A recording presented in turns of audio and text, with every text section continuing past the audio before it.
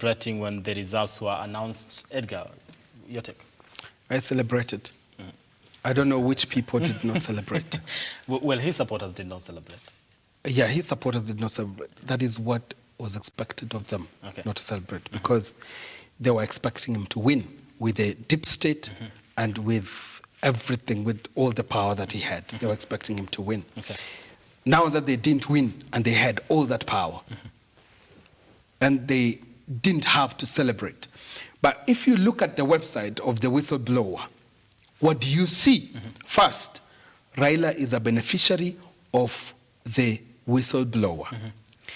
The declarations by the whistleblower to the United States government, because you have to make declarations, is that the beneficiary is Raila Odinga, and it was running Raila Odinga's campaign in the US. Number two, John Githongo, who provided evidence, fake evidence to the Supreme Court, is an advisor listed at the website of the whistleblower. Tell me if it is not John Githongo who wrote that 8.1 million evidence of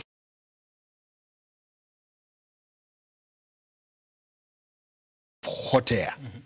You know, the case was dismissed, and the same people are still going around calling the president to have a handshake with them. Okay.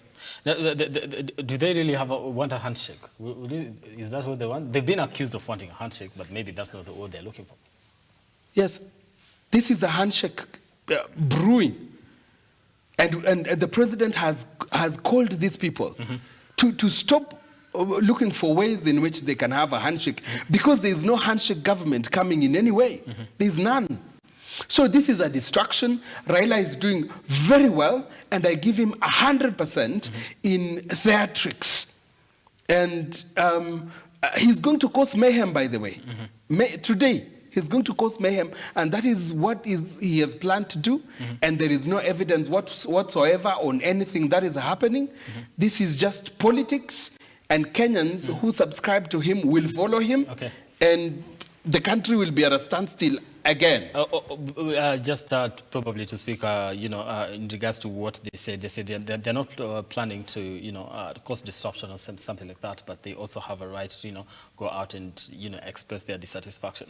Do you believe that this is maybe, it's already too late and there is nothing that can actually be done to change whatever, outcome we already did have? Nothing can be done legally to change the outcome. Nothing should be done because we've accepted a process. Now, following September and the verdict, the collective relief was that, okay, for the first time in a long time, or maybe since 2013, we had a peaceful election, relatively, okay? Disputed but peaceful. Looking at the numbers, at no point did anybody see such a widespread either way, okay?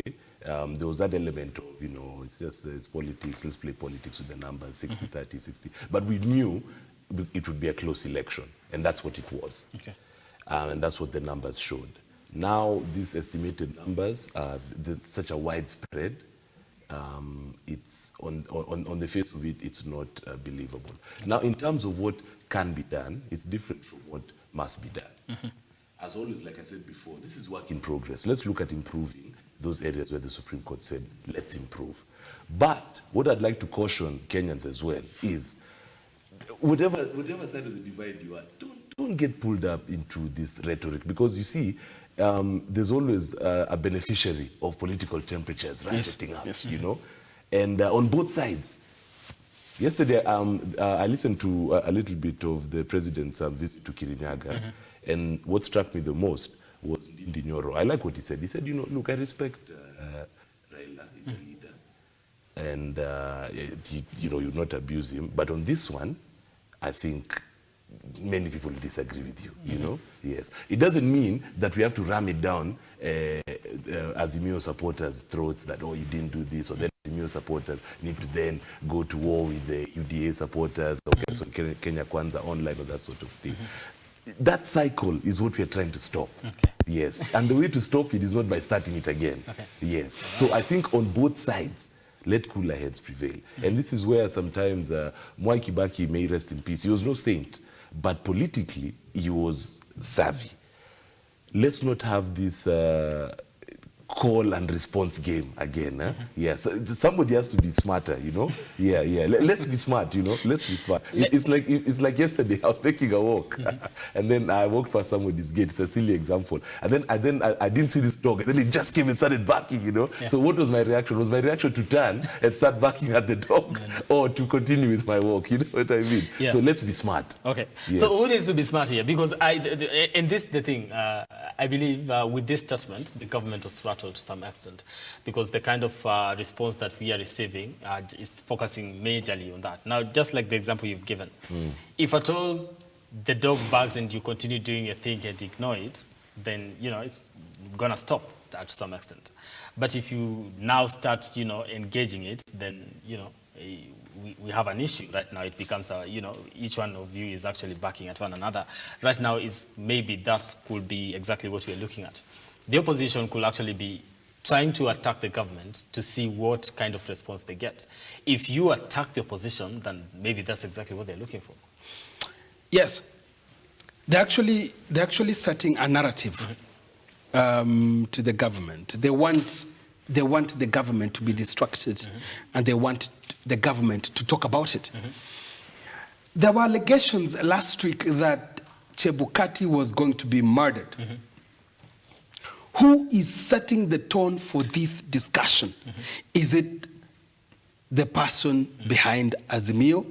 Because they'll be found culpable. In a public gallery, the Deputy President of the Republic of Kenya accused DCI Kinoti of planning to put a bullet on Kitumbi's head. Did you watch it? Yeah. Yes. So I'm not talking about yes. Deputy President, His Excellency. That aside. The sitting president, His Excellency William Ruto, accused, I was about to say something, but accused the people who are running the former government of trying to abduct and murder the IEBC chair. So whatever is being responded to by Azimio is a distraction of that accusation, public accusation. So people are asking, why can't you do something about it? But they are saying, but I've done it. It is in the public opinion, and you are talking about it. When I prosecute my predecessor, Uhuru Kenyatta, because of what he was about to do, then you will be having a prior opinion before I put him to the dock, or Raila Odinga to the dock, to answer to the charges of murder, because they are out there. So, is Uhuru Kenyatta calling the shots of Azimio to go to Kamkunji to divert the conversation that is of murder? Okay. That's a question. You believe this is a distraction to some extent, because now that accusation did come out, and also the accusation on it, you know, Itumbi's life being under threat and things like that. And at some extent, we are questioning, and I remember Martha Karua actually putting it to them and saying, why did it take you like 5 months to actually talk about it? Accusations about murder are very serious accusations.